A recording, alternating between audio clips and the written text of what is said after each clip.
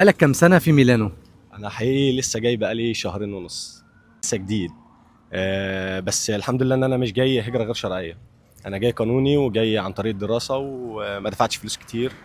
مقارنة بالبحر ومقارنة بالمشاكل اللي بنشوفها والموت والغرق والبحر والحاجات دي كلها.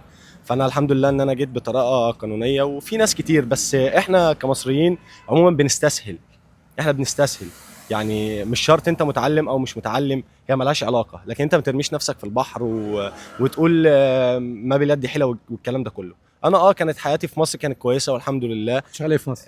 انا كنت شغال محاسب. تمام، كنت شغال في الهيئه العامه للرقابه الماليه، وكان مرتبي الحمد لله كويس والدنيا تمام.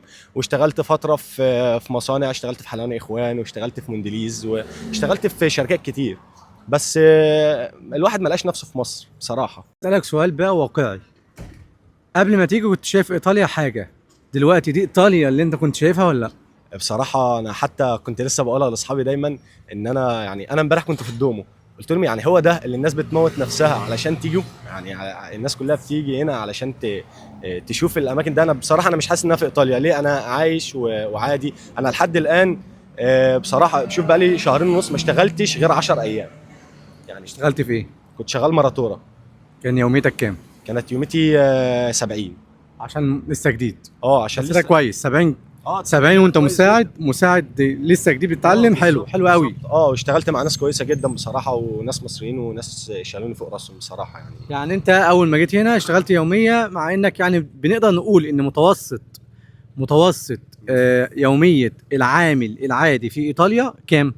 من 60 ل 70. ما يقلش عن كده. لو قل عن كده يبقى ده شخص مش كويس، اللي هو اللي بيقبض اقل من ده كده. في مجال المعمار.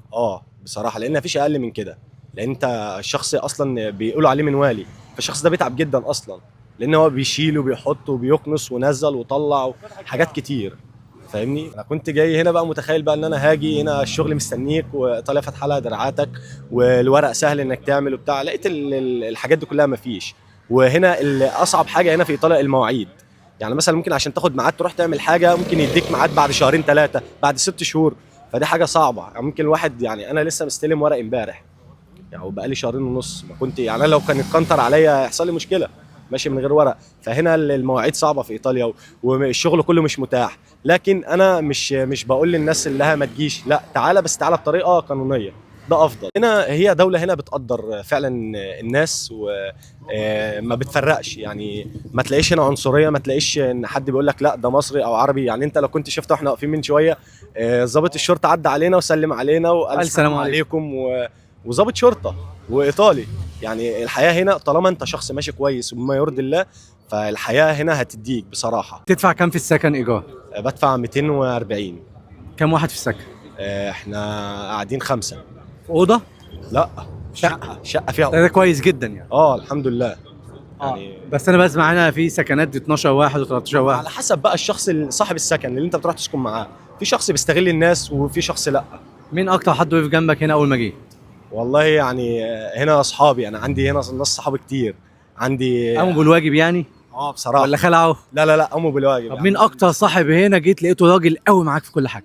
اكتر صاحب اه هنا، انا عندي 2 اه. بصراحه. عندي عمار الخصوصي ومحمد ابو سته. محمد ابو سته ده اخويا، وعم ابراهيم ابو سته ده حبيب قلبي من جوه، لان ده اللي قابلني وده اللي وقف معايا. وعندي هنا عمي هاني ابو خضره، ده باشا البشوات ده. تحب تقول لهم ايه؟ انا والله احب اقول لهم ان انا بحبكم جدا، وانا مبسوط ان انا معاكم وانتوا دايما بتسالوا عني. وانا على العموم انا معزوم بكره على الفطار عند عم ابراهيم ابو سته. طب بتحب تقول ايه للشباب اللي مقضينا بلطجه واغتصاب وتحرش؟ يعني توجه لهم رساله ايجابيه برضه. بصراحة يعني أتمنى إن هم يمشوا في الصح، لأن أنت أصلا أنت عارف إن الطريق ده آخرته مش تمام. يعني الطريق ده آخرته مش صح. إحنا عندنا هنا في نفس الشارع في فيا بادوفا، الناس لسه مقبوض عليها بسبب سرقة و...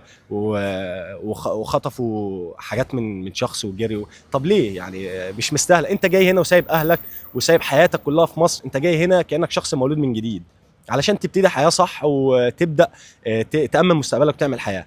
ملهاش لازمه ان انت مثلا ابوك يسمع عنك او والدتك او مراتك تسمع عنك انت محبوس في قضيه سرقه او بتاع. شكلها مش حلو ليهم. وغير كده انت كشخص يعني خلي منظرك قدام المجتمع، ان انت تبين المجتمع المصري بصوره كويسه قدام الناس. يعني دي اهم حاجه. اصل ما كله اللي هيشوف مصري هيقول لك المجتمع المصري كله زي ما بنشوف. فانا اتمنى ان هو ربنا يهديهم ويرجعوا للطريق الصح ويظبطوا حالهم يعني، ده اهم حاجة. موافق على اذاعه هذا اللقاء.